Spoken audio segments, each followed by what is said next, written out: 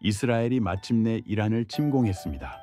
사실 이스라엘과 이란 간의 갈등은 단순한 지역적 충돌을 넘어서 국제 정치적으로 복합적 위기로 전개되고 있습니다. 이 두 국가 간의 긴장과 대립은 세 가지 측면, 곧 군사적, 외교적, 그리고 이스라엘 국내 정치적인 요인 등 다양한 요인들로 살펴볼 수 있습니다. 먼저 군사적 측면입니다. 이스라엘이 이란을 대상으로 군사행동을 감행하는 가장 근본적인 원인은 군사안보 차원에서 이란의 핵무장 가능성을 저지하려는 데 있습니다. 만약 이란이 핵무기를 보유할 경우 기존의 억지체제가 붕괴되고 이스라엘의 존립이 위협받는다고 생각합니다. 결국 이러한 위기의식은 이스라엘의 국가안보 전략의 핵심 동력이 되어왔으며 이란 핵시설에 대한 선제 공격 옵션을 통해 이를 이루려고 한 것입니다. 물론 이스라엘은 이미 스톡스넷과 같은 사이버 공격, 과학자 암살, 특수작전, 공습 등을 동원하여 이란의 핵 개발을 지속적으로 지연시켜왔고 핵심 시설 파괴를 통한 군사적 해결책을 언제든 고려하고 있었습니다. 여기서 스톡스넷은 2010년에 발견된 매우 정교한 컴퓨터 웜 바이러스로 이란의 우라늄 농축 프로그램을 방해하고 파괴하기 위해 만들어진 사이버 공격용 프로그램입니다. 이와 동시에 이스라엘은 이란 혁명 체제의 존속 자체가 중동의 안보 불안을 심화시키고 있다고 인식하며 체제 교체나 최소한의 체제 불안 정화를 통해 이란의 장기적인 위협을 근본적으로 제거하고자 하였습니다. 여기서 이란 혁명 체제란 1979년 이슬람 혁명 이후 수립된 체제로 보통 이슬람 공화국 체제라고 부릅니다. 둘째, 군사적 요인 외에도 외교적 동인이 이 갈등을 복잡하게 만듭니다. 가령 이스라엘은 미국과 이란 사이의 핵 협상이 진전될 때마다 이를 저지하고자 적극적으로 나섰습니다. 이스라엘 입장에서는 미국이 이란과의 협상을 통해 제재를 해제하고 정상 국가로 인정하게 되면 이란의 경제적 회복과 국제적 위상 상승이 중동 내에서 더욱 강력한 영향력으로 연결될 것을 우려합니다. 실제로 이란은 이미 시리아, 레바논, 이라크, 예멘, 가자지구 등지에서 시아파 동맹 네트워크를 구축하며 이른바 시아파 초승달을 형성하고 있는데 이는 이스라엘의 전략적 입지에 심각한 위협이 되고 있습니다. 여기서 시아파 초승달은 이란이 중동 전역에 걸쳐 구축한 시아파 연대의 지정학적 포위망으로 초승달 모양이라는 말은 이란에서 시작해서 이라크, 시리아, 레바논, 가자, 예멘까지 이어지는 지리적 연결을 빗댄 것입니다. 성경에 보면 믿음의 아버지 아브라함이 우르를 떠나 하란, 가나안으로 간 길과 비슷합니다. 둘 다 길이지만 하나는 믿음의 길이고 다른 하나는 패권과 안보의 길이 되고 있다는 점이 역설적입니다. 아무튼 이란이 국제사회의 제도권으로 복귀하는 것 자체가 이스라엘 안보 구조에 치명적 변수로 작용하기에 이스라엘은 이란을 침공한 것입니다. 셋째, 국내 정치적 동인 역시 갈등 격화의 중요한 배경이 됩니다. 문제는 네타냐후 총리죠. 그는 이스라엘을 장기 집권하면서 외부 안보 위협을 국내 정치적 기반 강화에 적극 활용해 왔습니다. 따라서 이란 문제는 결국 이스라엘 국민들 사이에 위기의식을 고조시키고 정치적 결속을 유도하는 유력한 수단으로 기능하며 자신의 부패 혐의 등 국내 사법 리스크를 덮는 정치적 방패로도 작동하였습니다. 우리나라에 누가 생각납니다만 특히 네타냐후가 이끄는 연립정부는 극우 세력, 초정통파와 정착촌 지지자들의 결집 위에 세워져 있어 이란과의 갈등은 그의 정치적 기반을 유지하는 데 필수적인 요소가 되고 있습니다. 여기서 초정통파는 두려워하는 자들이라는 뜻으로 하나님 앞에서 율법을 엄격하게 두려워하며 지키는 사람들로 현대 이스라엘의 유대인 사회 중에서도 가장 보수적이고 율법주의적인 집단이고 정착촌은 이스라엘이 1967년 3차 중동전쟁, 곧 6.1 전쟁인 욤키푸르 전쟁 이후 점령한 서안지구, 동예루살렘, 골란고원 등의 유대인들이 이주하여 건설한 주거지입니다. 이렇게 이란과의 갈등은 네타냐후의 정치적 기반을 유지하는 데 필수적인 요소가 되고 있습니다. 사실 국제법상 대부분의 국가와 유엔은 이를 불법 점령지 불법 정착으로 간주합니다. 왜냐하면 제네바 협약 위반이기 때문입니다. 그러나 이스라엘 내부에서는 이를 성경적 유대 땅 회복으로 간주합니다. 잘못된 신앙이 이렇게 무섭습니다만 아무튼 네타냐후는 군사적 위협을 고조시키는 한편 외부의 적을 부각시킴으로써 내부 지지층의 결속을 촉진하는 정치적 공식을 통해 자신의 집권을 연장하고 있습니다. 이처럼 군사, 외교, 국내 정치적 요인들이 교차하는 이스라엘과 이란의 갈등은 앞으로 다양한 경로로 전개될 수 있습니다. 한번 살펴볼까요?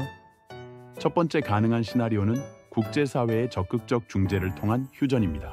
지금 G7이 캐나다에서 열리는데 미국, 유럽연합, 중국, 러시아, 걸프 국가들의 중재 아래 양국은 충돌의 확산을 멈추고 일정한 절충을 도출할 가능성이 있습니다. 그러나 서방 국가들은 결국 이스라엘 편을 들었네요. 이란은 열려있죠. 이스라엘이 폭격을 멈추면 이란도 멈추겠다고 합니다. 나아가 이스라엘이 제한적 승리를 선언하며 내부적 안정을 확보하고 이란도 경제 제재 완화와 체제 안정을 도모하는 경우입니다. 이전보다 좋아진 것은 없지만 전쟁 확산을 막는 것만 해도 어딥니까?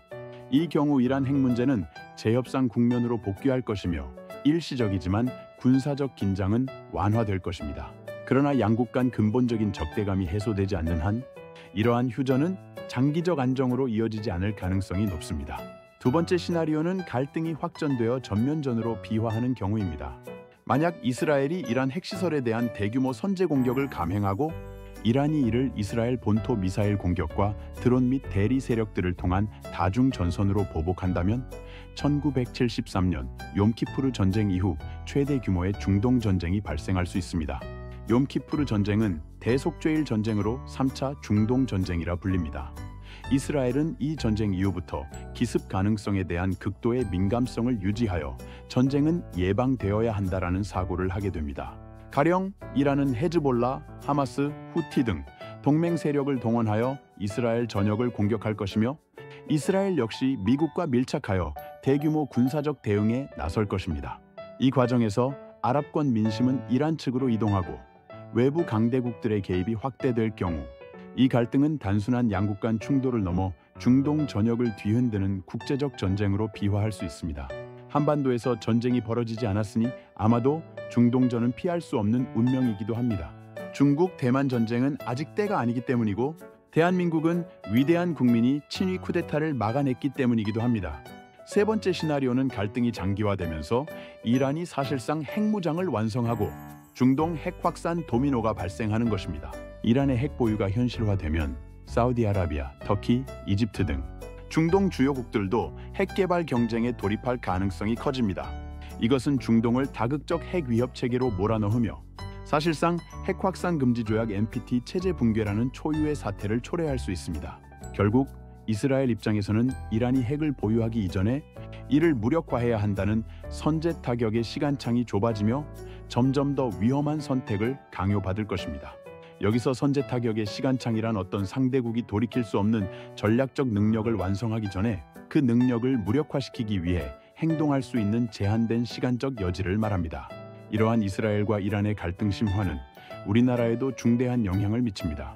첫째, 에너지 안보 차원에서 한국은 여전히 중동산 석유의 높은 수입 의존도를 보이고 있습니다. 호르무즈 해협이 봉쇄되거나 중동 해상 교통로가 마비될 경우 원유 가격 폭등은 한국 경제에 직접적인 타격으로 이어집니다. 또한 한미동맹 구조 속에서 미국의 중동 개입이 확대될 경우 한국 역시 해군 파병이나 군사적 지원 요구 등 외교적 부담에 직면할 수 있습니다. 그리고 둘째, 중동 핵 확산이 본격화되면 동북아시아에서도 핵 확산 논의가 재점화될 우려가 있으며 이는 북한 비핵화 협상의 정당성을 약화시키고 일본의 핵무장 논의까지 촉발할 위험성을 내포합니다. 동시에 한국의 이란과의 경제협력 및 외교 관계에도 타격이 발생할 수 있으며 중동 불안정성이 장기화될수록 한국 기업들의 중동 플랜트 사업이나 투자 환경도 위축될 가능성이 높습니다. 결국 이스라엘과 이란의 갈등은 단순한 지역 분쟁이 아닌 국제 질서의 재편을 촉진할 수 있는 복합적 위기입니다.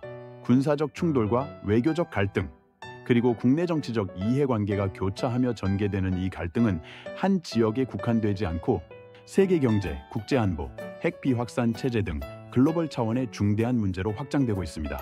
우리나라도 역시 이스라엘과 이란의 대결을 단순한 중동 지역 문제로 한정하지 말고 에너지, 외교, 안보, 경제 등 다양한 측면에서 종합적이고 선제적인 대응 전략을 마련해야 할 것입니다. 그런데 가만히 생각해 보면 답은 성경에 나와 있습니다. 한 사람으로 말미암아 죄가 세상에 들어오고 죄로 말미암아 사망이 들어왔나니 하나님의 은혜와 또한 한 사람 예수 그리스도의 은혜로 말미암은 선물이 많은 사람에게 넘쳤느니라.